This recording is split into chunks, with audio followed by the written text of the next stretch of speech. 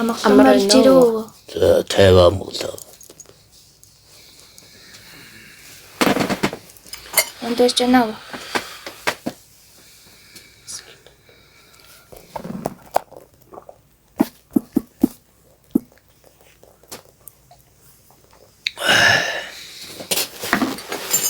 Өнөөдөр цаг хугацаатай холбоотой асуултууд танаас асуух гээд.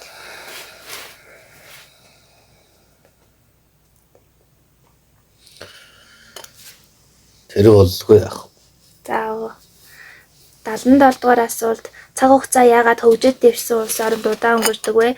Өөрсдийнхөө цаг хугацааг удаашруулж их зүйл амжуулахын тулд яах ёстой вэ? Энэ маш амархан. Цаг нөхцөөж хийцгүрх хэл байлчих.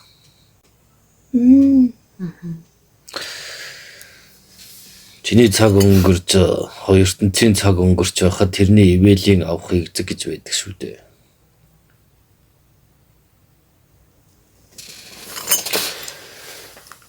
Гэтэл ивэгдээгүй газрын цаг мэдээж нөгөө тийшээ хувьсах боломжтой гэсэн үг.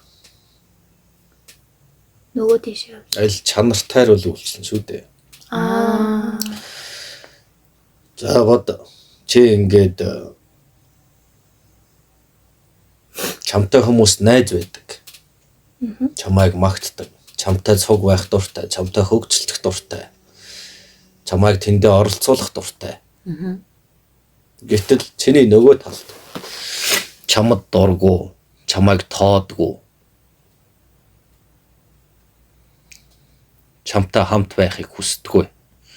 Чамаа гоочилж доромжилдог. Энэ хоёр хүрээлээс алийг сонгох уу? Эхнийхийг нь Хамт байх дуртай хүмүүс. Тэгвэл цаг хугацааг тэгээд ойлгож аа. үл тоодог, дургүй, хичээдгүй, өөрийг нь үнэлдэггүй газраас имэйл эзний холол байхаа бодно шүү дээ. Харин хүндэлдэг, хайрладаг, хамт байх дуртай, хөгжилдөх дуртай, хийх дуртай, бүтээх дуртай. Ийм байвал цаг хугацаа нөгөө тийшээ урууж ордог байх нь шүү дээ. Нөгөө нар ч хэлж байсан да. Дайм болохын өмнө заавал хар сүлдээ дахидаг байсан гэж. Тийм. Энэ бол дайны тэнгэртэй гол биш. Цаг хугацааны эзэг ивэлийг өөрсөндөө татах зан үйл төдий байсан.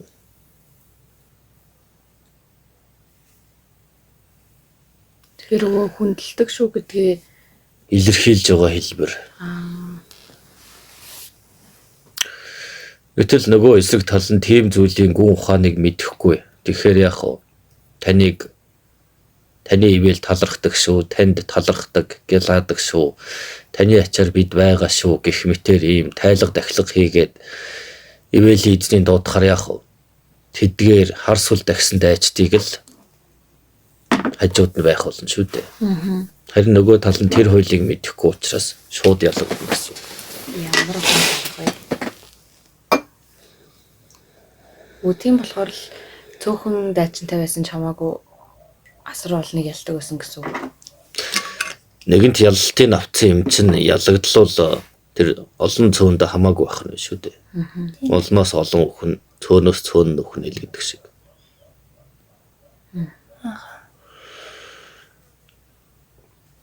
Өвөө хэдийн үеэс догшин гар сүлдийг тэгээ дахиж хэлсэн бол Ер нь цаг хугацаа эрхшээх эзэн гэж байдгаас үүдэж л мэддэг байсан гэсэн үг. Яг хэдийн үе гэхийг тооцоолж боломгүй шүү дээ. Та нараас дээш, та нар хүннүү энтер гэж ярьдаг. Тэрнээс ч өмнө өвгдөөц сүчин байсан. Тэр үед гисэн тэнгэр шүтлэг гэх мэт зүйлс нь байж л байсан. Цагта шашин гэдэг юм үүсгэс чинь ч өмнө бүх ард иргэд зөвхөн түүнийг шүтэж биширж хайрладаг байсан.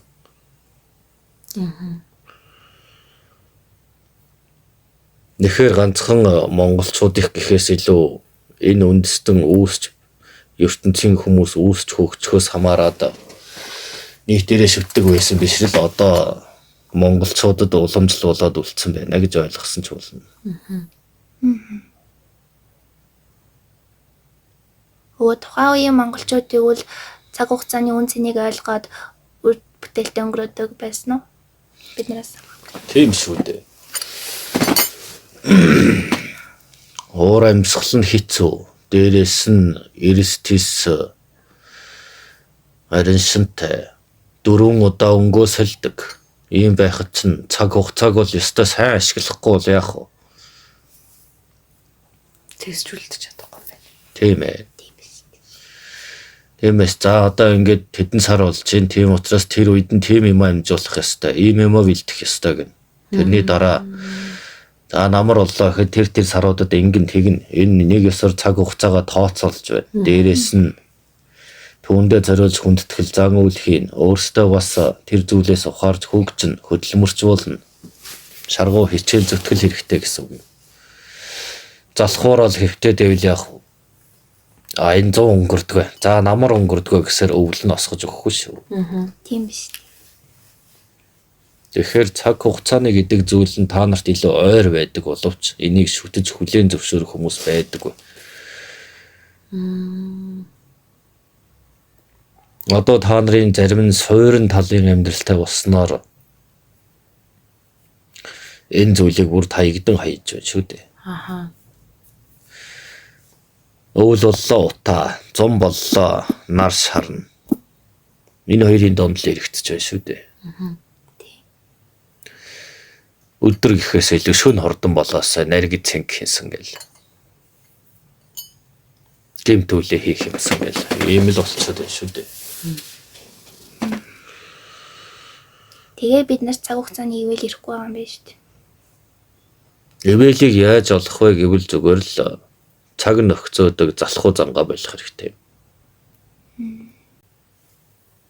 Юу ч хамаагүй хийж бүтээж нөгөө олондоо үр дүнтэй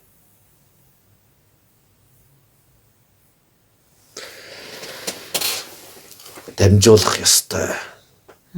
Чиний хийж бүтээсэн тэр зүйлийг тэр хүмүүс ашиглаад бас өөрсдөнд нь ая тух цаг завыг хэмсэн зүйл байвал яах вэ? Энэ чинь л хөгжлийн их үндэс ч болно шүү дээ. Тийм байна. Цаг завыг хэмнж өгснөөр юу болох вэ? Дахиад нэг өөр зүйлийг хийж бүтээх боломж үүснэ гэсэн үг юм. Тийм байна. Тэгэхээр харь газрын хөгжиж байгаа улс орнууд гэдэг нь тэдгээрийг нарийн хэмжиж хичээдэгт оршиж байгаа юм. Хөдөлмөрлөж хичээж үйлдэж байгаа хүмүүст ирээдүй байна гэж үзнэ. Харин чадахгүй л яах вэ? Урдхан шиг хөгшрүүдэд тэгээ зайлуулах бодох юм болов. Гөгшрүүлэхтэй биш ээ. Тэд хөгжөхөө байлах тусмал хөгжрөн гэсэн үг. Энэ хорвоо таньж мэдгэж иртэл тэрийг зөвхөн цаг нөхцөөж дэмий өнгөрүүлж байгаа хүмүүс ер нь чанартай биш гэсэн үг. Тэгэхээр холтохоос өөр аргагүй болно шүү дээ. Дотор бие нийлж ирж, өөрсдөөс нь өмхий үнэртэж, нүүр царай нь барааж, эд эрхтэн доголдож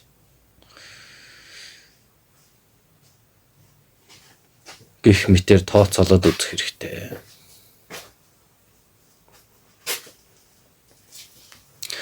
Та нар гараад яваад үзэх үед яг хүмүүсээс юу ялгарч үнэртдэг бол гэдгийг бодож үзсэн үү?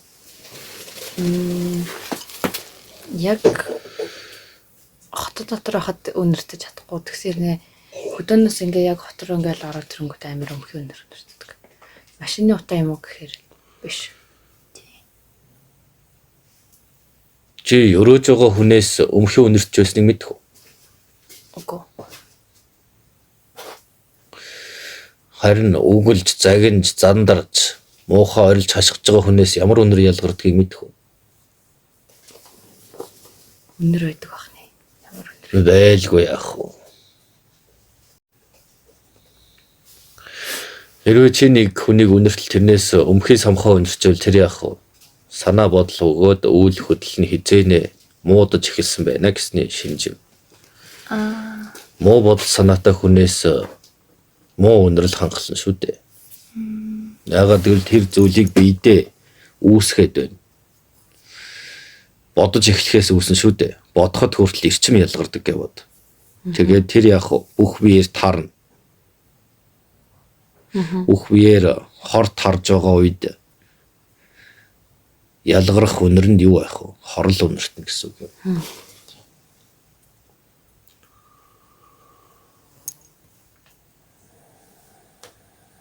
Бид нар муу юм бодлоо гэж бодоход жишээ нь та үнэрийг нь ялгаж чадах уу? Ер нь юу бодох хэсэг нь надад тийм чамаатай биш. Тэрийг илчиллээгээд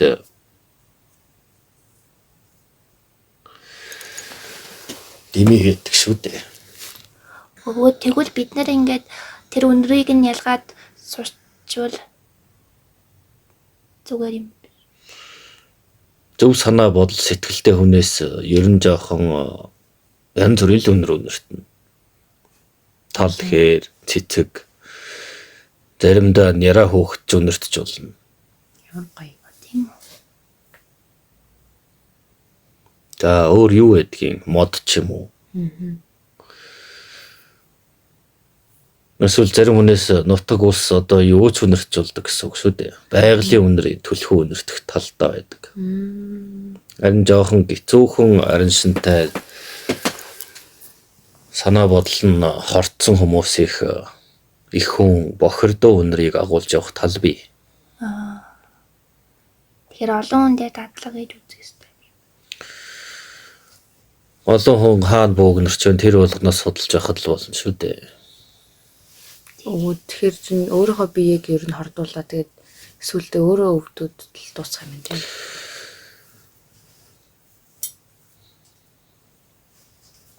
Өмхий байлаа гэд чи өмхийрөөгүй байхад тэрнээс халдвар авах ёстой гэж үү?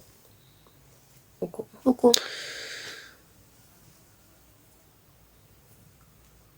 Ямар нэгэн байдлаар за чи өөрийгөө цэцэг гэж бод. Гэтэл нэг өмхий самхаа өнөртэй мах байлаа гэж бодъё. Цэцэг хичнээн тэр махны дэргэд өмхийгийн хажууд байсан ч цэцэг махулж хувирахгүй шүү дээ. Тийм байна.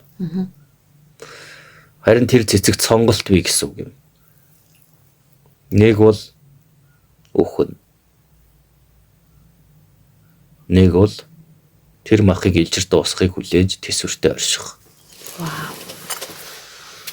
Тэгэхээр хүн болгон өөрсдийн гэсэн өгөгдөл чанараа ерөөсөө мартаж болохгүй, автахгүй байх хэрэгтэй гэдэг зарчмыг хэлж байгаа юм. Тэгвэл энэ цаг хугацааны асуудал дээр хүртэл тийм хэн нэгэн залхуураад сурцсан эсвэл эргэн тойрон чинь залхуу байлаа гэхэд дагаад чи тэднийг дөөрөө залхуу болж болохгүй гэсэн үг юм. Давхар та нарт маш их боломж байдаг.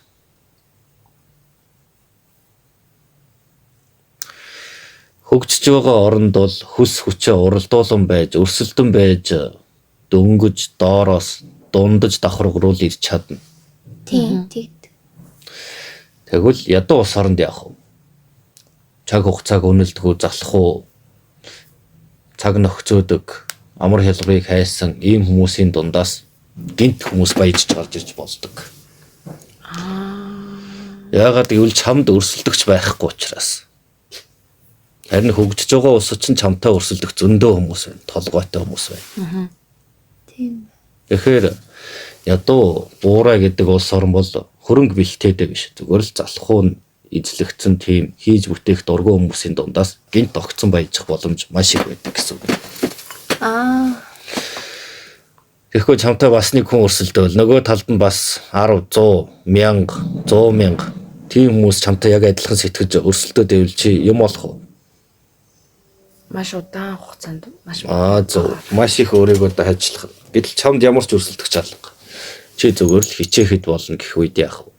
Чи тэднээс шууд сугарж гарч ир чадна гэсэн үг юм. Тийм бай.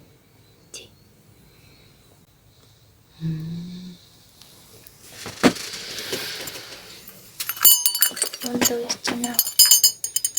Одоо энэ Монголд хөрөнгө оруулна гэдэг нэрээр хүмүүс ирээд байгаа шүү дээ. Тэд бол хөгжиж байгаа газартаа гологдоод ядуучуудаас хэдэн зоос босгож баяжих хүсэлтэй хүмүүс л байгаа гэж үзэж болно. Хөгжиж байгаа газраа бол хизээнэ толгойн гүйцгээ болсон хүмүүс. Тийм учраас хөгжөөгүй өрсөлдөгчгүй газарт хөрөнгө оруулагч нэрээр ирж ажиллагаа явуулж байгаа хүмүүс юм. Доод төвшин рүү очиж байгаа хэд юм гэж ойлгож болно. Тийм байна уу? Тийм байна. Тэгэхээр бол энэ улсын бодлогод өнгө зоос татахтаа биш. Бидний боломжийг хулгайлах гэж ирж байгаа юм байна гэж тооцоолоход гэмгүй юм. Та нар зүгээр л тэр баян энэ гадаад ийм юмтай гэвэл тэр бол тэндээ бол гуйлагч л гэсэн үг. Үнэхээр оюуны өндөр чадвартай байсан бол юу гэж энэ ядуу орон дээр бууж өгж доошоо ирэх вдэ. Тийм таахгүй шүү дээ. Тоохгүй л өрсөлдөө явна шүү дээ. За тэгээ бодчих. Ийм хүмүүстэй цаг авахыг хүсэхгүй.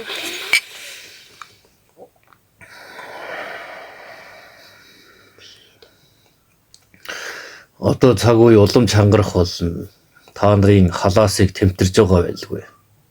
Одохгүй ходоодон дээр чинь ажиллах болно. Та нар өөрсдөө өсөд хүүхдүүд чинь цатгалан байх болно. Гэсэн ч та нар тэссээр байх болно. Хамгийн сүүлд хүүхдүүд чинь үлсхийн цагт л тэр ховсгол тэмцэлж үүсэндэ.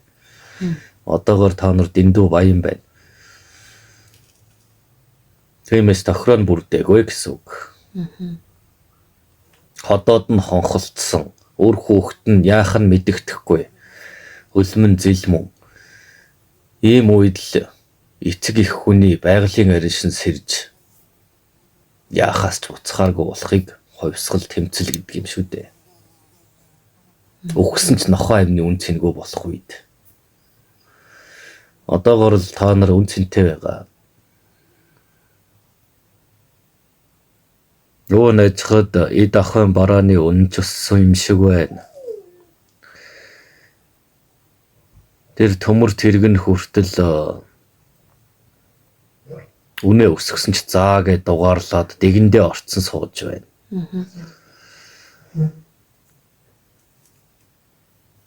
Энэ бол баян байгаагийн шинж. Та нарт хулгай юм. Хулгайгаар амьдардаг гэдэг нь үнэн л юм байна. Баян байна.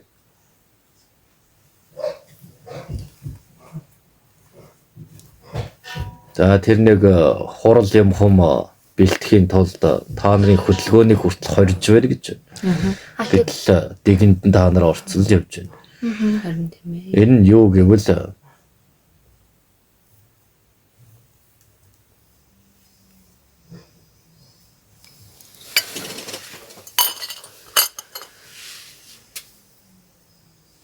айдас.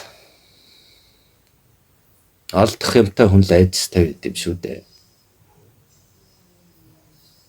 Юу алдах гэдэг юм бол? Бид хөрөнгөө.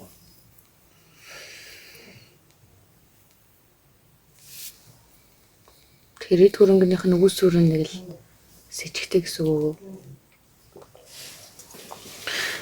Сэжигтэй учраас л яаж ийж угаал тэр хулгай юм нь ундраад байгаа юм шүү дээ. Тиймээс худалдаж авах бэлтээгээ байгаа юм.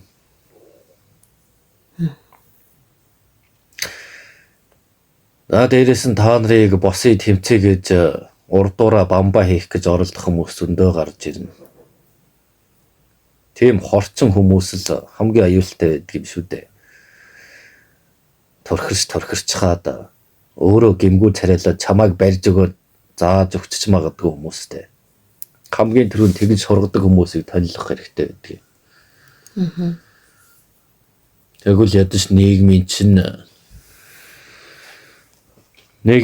зарим хэсгүүд цэвэрхэн болно гэсэн үг.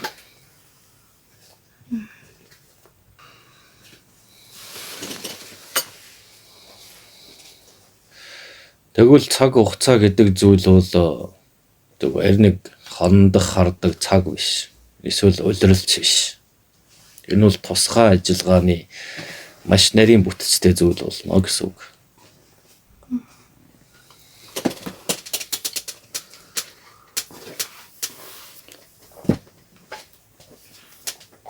Өө цаг хугацаа яагаад байд юм бол?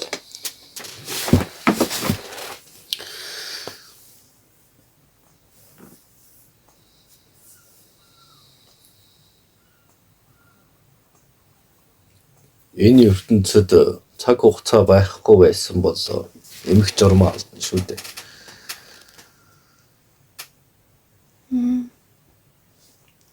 Эмх цэгцтэй. Тэгэхээр цаг хугацаа одоо дараалуулж өгч байгаа гэсэн үг үү?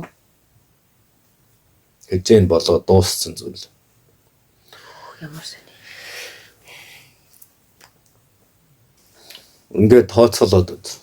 Ингээд эхлээд эхнээс нь дунд өрнөл төгсгөл гээд нэг зүйл бүтээсэн гэж чи боддоо. Ойлгомжтой байна. Нэг зүйлийг эхлэл өрнөл төгсгөлтэй ингээд бүтээсэн. Аха. Нөгөө бидний үздэг гадаадар хэлэл нөгөө нэг кино Үлчжүжиг. аль хэдийн бэлдээ дууссан. За дүрс жүжиг ингээд бэлдээд гараа та нар үзсэн тийм үү? Аха. Өөрсдөө хичээд ойлгомжтой тийм. Тийм. Яг энэ дээрээс чинь суур авангуудаа эхлэлийн өөрчлөлт, өрнөлийн өөрчлөлт, төгсгөлийн өөрчилж болно гэсэн үг. Хөөх. Магад тийм учраас онгод дээд бид яг тэр зааврын дагуу тэр хэсгийн байдлыг өөрчлөх гэж ирж болно шүү дээ. Хөөх ямар сони. Тэр өрнөлийн зүйлийг яг маш олон салаа утгатайгаар ингэж ирчмээр нь явуулж байна шүү дээ. Яг л модны үндэснүүд бий нахиалж байгаа мөчрүүд мэт. Аха. Модны гол баг нь нүүсцэн байна. Тэгвэл хажуунаас нэг салаа нүүсдэг ч юм уу. Тэгээд зогсчих. Тэгээд дахиад нөгөө тийшээ эхлэлээс нь явуусаар нөгөө талын салааг үүсгэж болно шүү дээ. Салаага болгоноос нь мөчр үүсгэх ч юм уу. Та нар цаг хугацааг мод гэвд. Тэрний үрийг мөн тэрний голыг бий болгосон ургуулад. Одоо гол нь юу гэхээр салаа мөчрүүдийг бэлдэх ёстой. Тэгэхээр цаг хугацаа гэдэг бол нэг ёсоор нэг зүйлийн эхлэл төгсгөл өрнөл байгаа боловч тэрийг маш олон салаа болгож задлсан зүйл байж болно гэсэн үг юм. Тиймээс эрт цагтч одоо цагтч ирээдүйд цагтч бид буусаар байх болно гэсэн үг. Тэгж байж энэ нийтийн ахуй байдлыг яг төгсгөл нь ойлгомжтой юмыг өөрчилнө. Нөгөө тийш нь ховсгоно. Тэр нь яваад мэдээж төгсгөх нь ойлгомжтой шүү дээ. Ерөнхий бүтцээрээ бол тэд наслаа тийм болоод дуусна гэдэг нь ойлгомжтой зүйлийг замын дунд өрнөлийн өөрчлөлт гэсэн үг. Модны ургах замыг нь Өө тэгэж өөрчилж яах юм бол? Тэр болгоноос ч ирчим ялгардаг. хөөх. Ирчимээ. Тийм шүү дээ. Дайм болоход хүртэл тэндээс ирчим ялгардаг юм шүү дээ. Аха. Маш олон зүйлүүд хөдөлгөөнд орж эрчим үйлдвэрлэж байгаад зарим нь нэгийг алгах ч юм уу энэтэй адилхнаар. Хөлж дорой бүтлгүй амьдраад ивэл яах вэ? Тэргээрээ дуслаа гэхэд замын дундаас ч өөрчлөөд бүтэмжтэй амжилттай болох зүйлээр ингээд өөрчлөл яах вэ? Шал өөр энерги ялгарна. Зөв. Яг энэ шиг та нар дээр маш олон туршилт явагддаг гэсэн үг. Ваа. Тэгж байж та нараас ялгарч байгаа эрчим болгон дээшээ хурж шим тижэл нь болдог гэж ойлгож байгаа.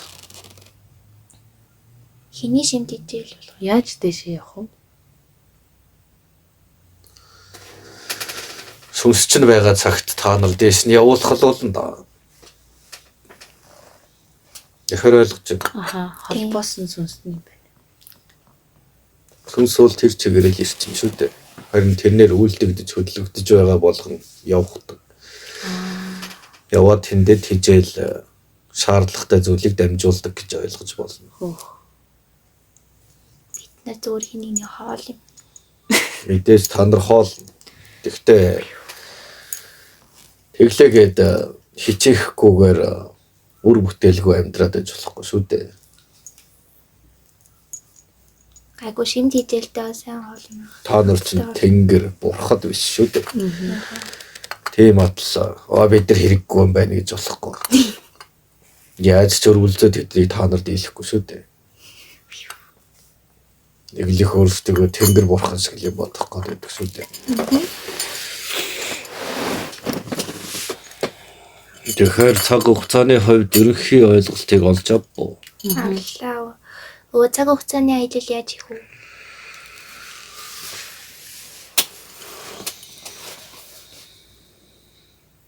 Хамгийн энгийн аргыг зааж өгч болох. 233 жилийн дараа хэлж өгье. 233. Тэр үчээ залуугаараа байвал яг өвөн чамд ингэ тэг гэж зааж өгнө.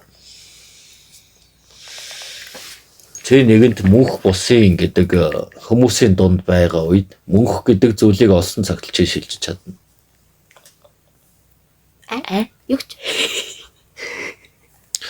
Мөнх бусын гэдэг зүйлийн тойргоос чи гарч чадаж байж тэр болгоноор аялах эрх үүснэ гэсэн үг юм. Бусын гэдэг тойргоос гарч чадчихэж. Ирэх үс. Тийм хэцүү хариулт гэж юу? Үгүй.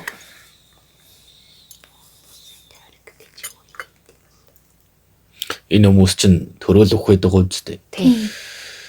Тэрийг өөрт нөлөөлөхгүй болох хэрэгтэй. Одоо ойлгочихлоо. Чи тэгтэл цаг хугацаанд хэрэгтэй нэгэн болсон цаг үед чи тэрүүгээр аялах эрх үүснэ гэсэн үг. Тэр их дуртай тэгэл яд. Тийм багаж хэрэгсэл юм гэж байх боломж их ховор доо. Яагаад гэвэл тэрийг бүтээх хүн нь өөрөө тийм мөнх бусын арга барилыг олсон хүн л бүтээж чадна.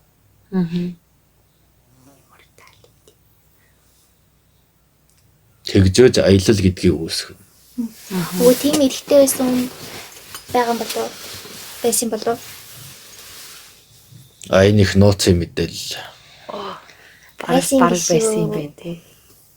Өө ах тэгэж чадах. Юу гэж чадах вэ? Чин юугаар цураагүй нус. Балчир өөр байна. Нус нь гойцсон балчир өөр байна шүү дээ. Өө гэхдээ ах нөгөө Чингис хааны үе муу тэгээд тэр хөх таманы үе мууд очиад исэн биз дээ.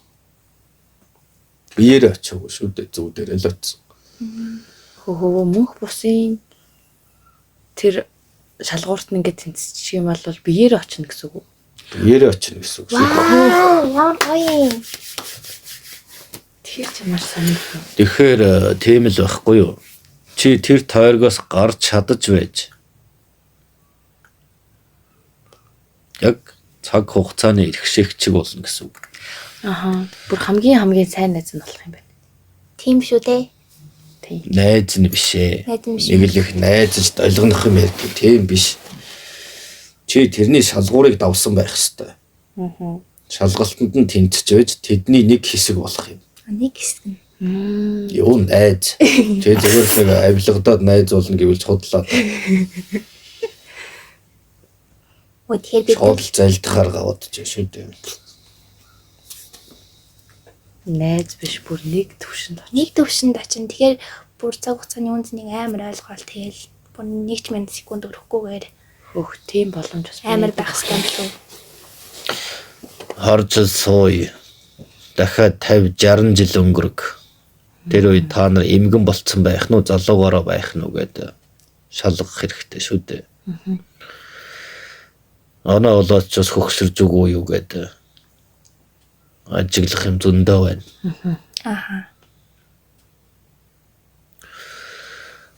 Одоо ерөөс л юу чадах вэ гэвэл хүлээх л үлдэж байгаа юм. Өвөө нь бол хүлээхийг л хүснэ. Улаасаа нүтлөөл үрчээгээл хорчигаол ер нь хэцүүдж байвал тэгэл яах вэ? Тэр ивэлээс юм ол чадаагүй байна л гэж ойлгоно. Та нар ч бас давхар нас нь хэвийгээл үс зүс нь бууралтаал үрчлээтэй л үйл яах вэ? Ер нь бүтлгүүдж байгаа л гэсэн үг. Тийм ээ. яг энэ нэрээ биш шүү.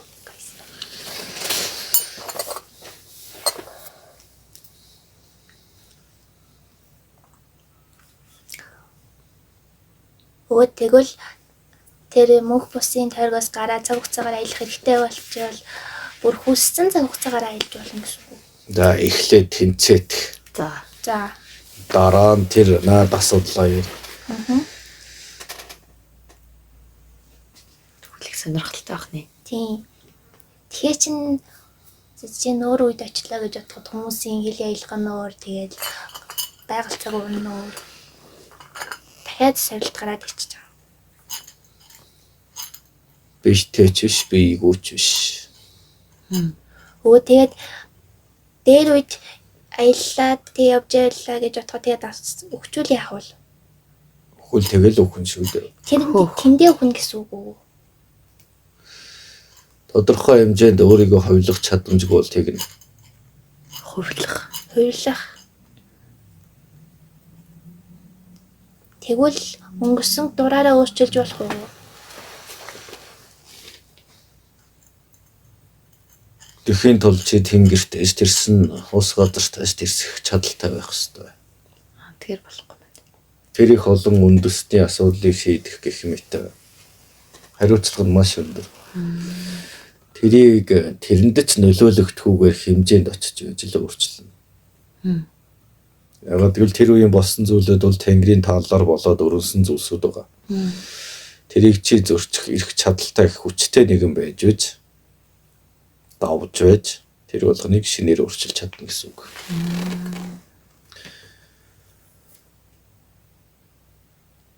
Тэгэхээр ойлгож байна уу? За, нөгөөгийнх нь ярих юм ингээ болжээ. Гэлалаа. Өө нэрээ таны нөгөө сонсогчдын асуултад хариулсан юунууд аль дуруудаас одоогоор 2 нь нийтлэгдсэн байгаа. Тэгээ хүмүүс түүнээс хойш бүр баахан асуултууд дахиад шинээр явуулсан. Тэрэнд та хариулах уу? Хариулжуулна. Гэхдээ мөнхөг асуултанд бол хариулмааргүй. За. Баш тантай уулзмаар энэ гэсэн хүмүүс бүр нэмэгдсэн. Уулзахгүй. За. Альтаа тусах. Гэлалаа. Гэлалаа.